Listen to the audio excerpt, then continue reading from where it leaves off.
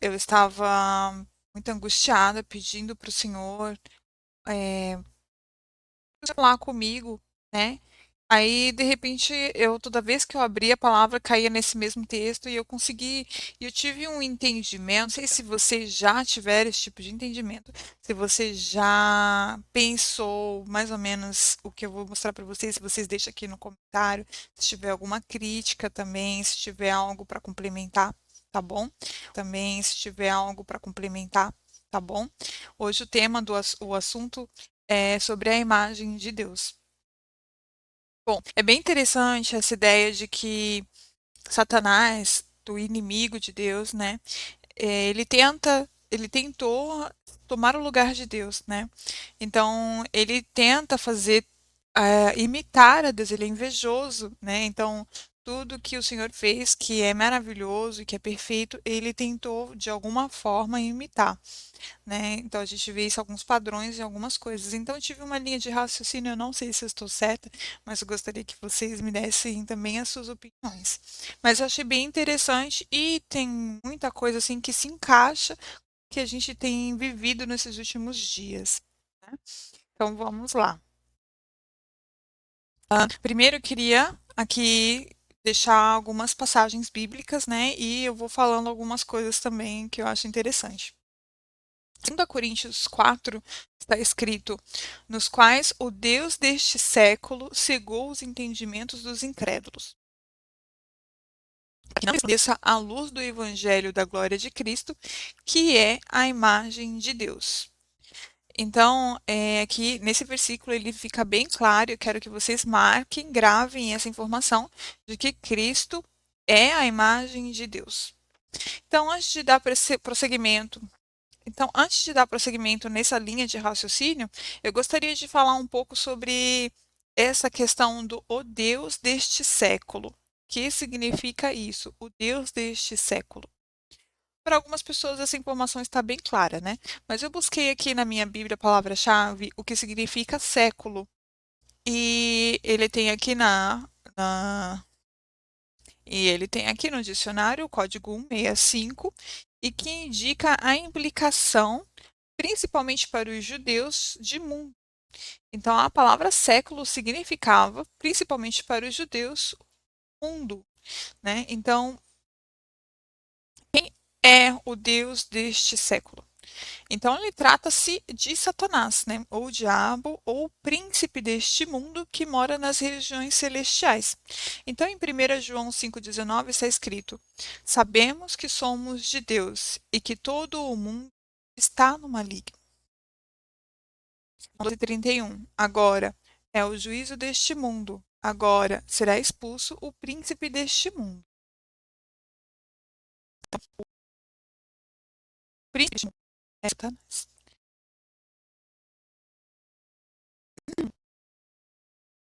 Então, como esse é o entendimento das pessoas? Ele que está por trás das culturas, das religiões, da ciência. Então, ele rege este mundo. Como o príncipe deste mundo, ele rege esse mundo, exercendo a autoridade sobre vários aspectos das nossas vidas, como ele pode influenciar os pensamentos através da filosofia, das ações e dos desejos. Então, realmente, como está escrito, né, que ele está ao nosso derredor e ele ruge como um leão tentando nos devorar. E se ele é príncipe deste mundo, então estamos perdidos. Será? Então, vamos dando um prosseguimento aqui na linha de raciocínio, tá? E vocês vão entender aonde eu quero chegar. Então, Cristo é a imagem de Deus, né? Então, Cristo se manifesta em nossos corpos. Como assim? Bom, em 2 Coríntios 11 está escrito: e assim nós que vivemos estamos sempre entregues à morte por amor de Jesus, para que a vida de Jesus se manifeste também em nossa carne mortal. Então, e assim nós que vivemos estamos sempre entregues à morte por amor de Jesus. Estamos entregues à morte por amor de Jesus. Então, não importa o que façam com o meu corpo, O amor a Jesus está em primeiro lugar. Eu amo a Jesus. Vivo esta matéria para que a vida de Jesus se manifeste também em nossa carne mortal. Então, quando a gente mata o pecado, nosso corpo, função do amor a Jesus, nós estamos concedendo a vida de Jesus, que a vida de Jesus se manifeste em nossa carne mortal. Não é no nosso espírito, é na nossa carne. Então, isso é muito, muito mais profundo que a gente possa explicar. Para tentar explicar isso, a gente teria que começar a falar sobre física quântica, porque realmente nas nossas células, nos nossos átomos, né, que as coisas se manifestam, que o Espírito Santo se manifesta. Então, a partir do momento que a gente busca a santificação, que a gente busca tirar todo o pecado, a gente está se transformando, dando lugar para o Espírito Santo agir no nosso corpo, na nossa matéria, né? Então, Cristo se manifesta em nossos corpos. Isso está bem explícito aqui nesse versículo. É muito interessante. Ele se manifesta de que forma? Através do Espírito Santo? Será? Então, em 2 Coríntios 4:10 está escrito, trazendo sempre por toda parte a mortificação do Senhor Jesus no nosso corpo, para que a vida de Jesus se manifeste também em nossos corpos. Como assim? A mortificação do Senhor Jesus no nosso corpo, para que a vida de Jesus se manifeste também em nossos corpos. É exatamente isso. Quando a gente se crucifica junto com Cristo, quando a gente crucifica o pecado, quando a gente crucifica, quando a gente estamos adeptos à morte dessa carne, por amor a Cristo, damos lugar à vida de Jesus, para que o Senhor se manifeste em nossos corpos, no nosso corpo, na nossa vida. Isso é muito interessante. Então, aqui em outro versículo está escrito, para que a vida de Jesus se manifeste também em nossos corpos.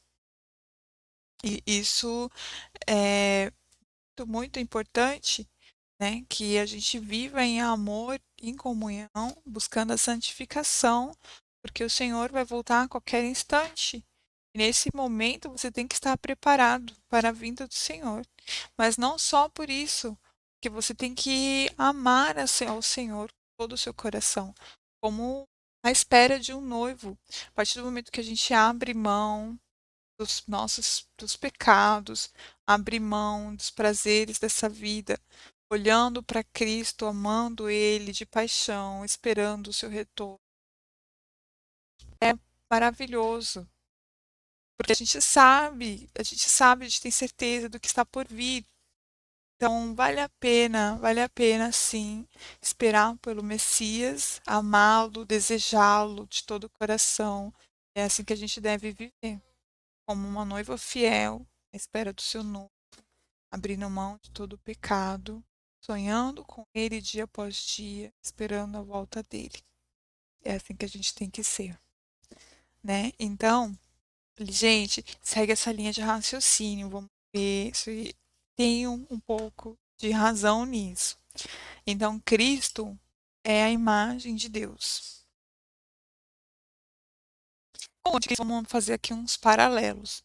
Se Cristo é a imagem de Deus, então o anticristo é a imagem da besta, certo? Pode ser que sim, né? Para mim, a imagem da besta é a inteligência artificial. Isso já foi revelado em um sonho, que tem aqui um vídeo explicando, e ela começou na Segunda Guerra Mundial com a primeira transmissão ao vivo da televisão. Então, mas isso a gente vou deixar aqui o card aqui pro vídeo explicando um pouco melhor sobre isso e em outra oportunidade eu vou falar melhor também. Então, Cristo se manifesta em nossos corpos, né? Como vemos aqui versículos anteriores. Mas Cristo, ele também vai querer se manifestar em nossos corpos. Faz sentido, gente? Como que ele vai fazer isso? Como que ele vai querer se manifestar em nossos corpos? É muito interessante, né? Porque ele vai achar um meio, né? Ele vai procurar fazer, controlar os nossos corpos, né? Da mesma forma como o Espírito Santo, selo de Deus, né? Vai atuar com os escolhidos, com os selados de Cristo. Então, ele vai fazer isso através da marca da besta. Assim como Deus tem o selo, vai selar os seus fiéis para livrá-los da grande tribulação do Apocalipse. Em algumas passagens, eu vou fazer um vídeo também sobre isso. Ou também vai selar, vai marcar os seus fiéis, os seus escolhidos, aqueles que têm a marca da besta. Isso é bem interessante, né? Que o pessoal tá esperando aí a marca. Será que ela já tá por aí? Já tá, né? Bom, o mais importante é a gente se firmar e focar no selo de Deus. Aqueles que realmente são fiéis a Cristo, que amam seus mandamentos, amam a sua palavra. Deus mostrou a verdade, mostra a verdade para mim. Então, era basicamente sobre isso que eu queria falar com vocês, tá? Aprofundando sobre alguns tópicos, alguns temas. Espero que vocês tenham gostado um pouco do formato, da forma como eu estou passando isso aqui, de uma forma breve, sucinta. E espero também, cada vez mais, poder compartilhar com os irmãos a leitura da palavra, para que a gente possa se firmar, se unir, né? Se ajudar cada vez mais nesses dias difíceis, tá bom? Então, um abraço para todos vocês e fiquem com Deus.